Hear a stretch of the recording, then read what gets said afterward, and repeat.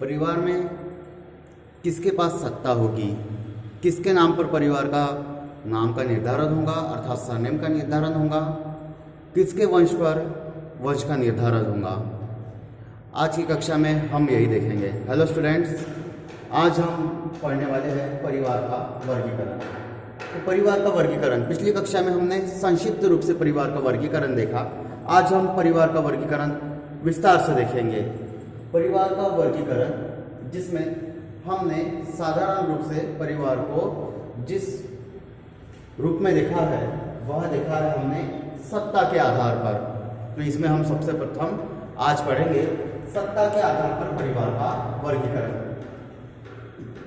सत्ता के आधार पर परिवार का वर्गीकरण, इसमें दो प्रकार से परिवार का वर्गीकरण होता है, जिसमें नाम से ही सिद्ध हो रहा है कि यह किस प्रकार से परिवार का वर्गीकरण किया या विभाजन किया। सत्ता, जिसमें परिवार में कौन मुखिया होगा, किसके पास परिवार की बागडोर होगी, यह निर्धारित किया होगा, अर्थात परिवार में किसकी सत्ता सर्वाधिक होगी। तो सत्ता के आधार पर परिवार, यह दो प्रकार के परिवार होते हैं। पितृसत्तात्मक परिवार, ठीक है। पितृसत्तात्मक परिवार अर्थात जहाँ या जिस परिवार में पुरुष प्रधान परिवार हो या किसी परिवार में सत्ता पुरुष के पास हो, जो उस परिवार का सबसे बड़ा या उम्रदराज पुरुष हो या पिता हो, ऐसे परिवार को हम पितृसत्तात्मक परिवार कहते हैं, क्योंकि उस परिवार से संबंधित सभी प्रकार के नियमों, रीतियों और सभी प्रकार का संचालन किसके द्वारा किया जाता है, पिता द्वारा किया जाता है या पुरुष द्वारा किया जाता है।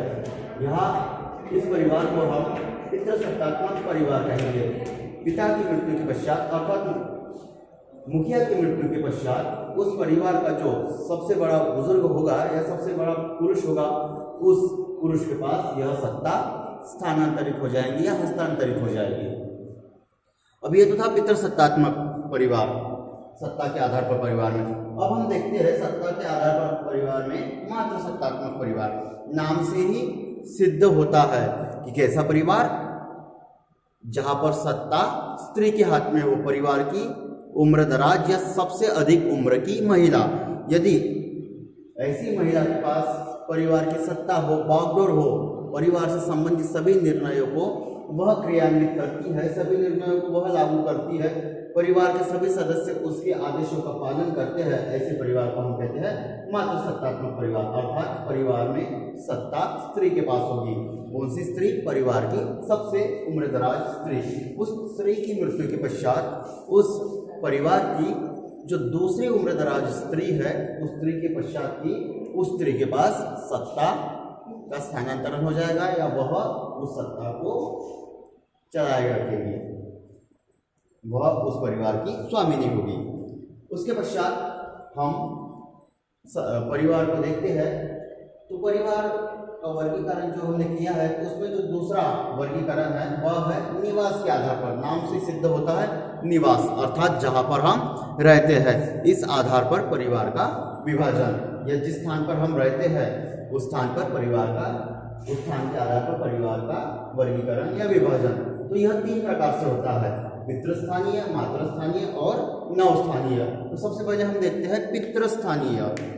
जैसे कि वर्तमान समाज में हम देख रहे हैं, विवाह होने के पश्चात स्त्री अपने पति के घर जाकर निवास करती है।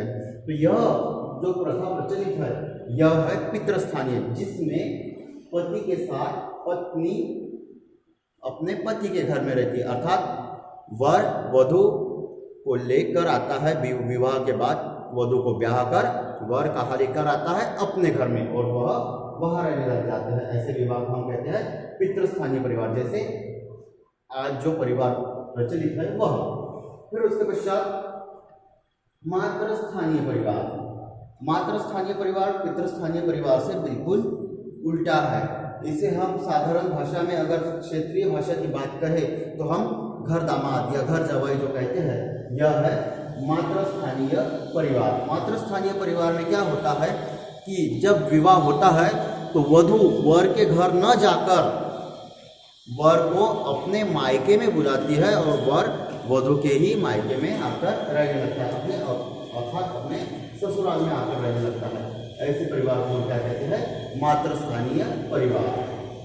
उसके पश्चात हम देखते हैं तीसरा प्रकार निवास के आधार पर परिवार जो है उसका, तो वह है नवस्थानीय परिवार। नवस्थानीय परिवार नाम से सिद्ध हो रहा है कि नया स्थान, जो कि पिता का भी नहीं होगा, जो पति होगा उसका घर नहीं होगा, जो पत्नी होगी उसका मायका भी नहीं होगा।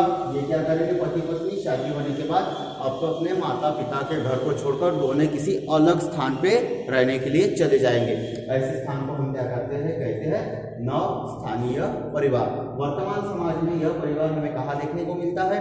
यदि कोई लड़का कोई अच्छे कारखाने में जॉब कर रहा है या किसी दूसरे स्थान पे शासकीय अशासकीय नौकरी कर रहा है और वह अपने निवास स्थान से दूर है, तो वो उसी स्थान पर किराए से या घर बनाकर रहने लगता है। तो जब उसका विवाह होता है तो अपनी पत्नी को लेकर वह उस स्थान पर चला जाता है। ऐसा परिवार होता है नवस्थानीय परिवार।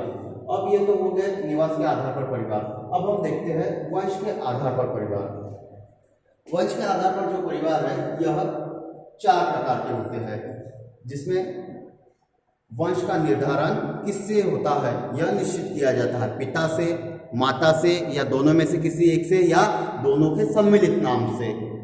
ठीक है, तो यहाँ पर जो वंश का निर्धारण होगा वह किसी व्यक्ति के नाम से होगा जो उस परिवार का मुखिया होगा, या दोनों के नाम से, या दोनों में से किसी एक के नाम से। तो ऐसे परिवार को हम वंश के आधार पर परिवार कहेंगे। तो सबसे पहले हम इसमें देखते हैं पितृ, क्योंकि वर्तमान में तो सर्वाधिक प्रचलित वही है।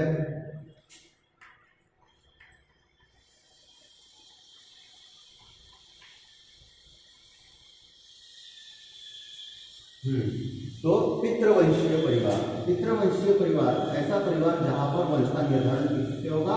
पिता से होगा, अर्थात हमें किसका सरनेम मिलेगा? हमारे पिता का मिलेगा।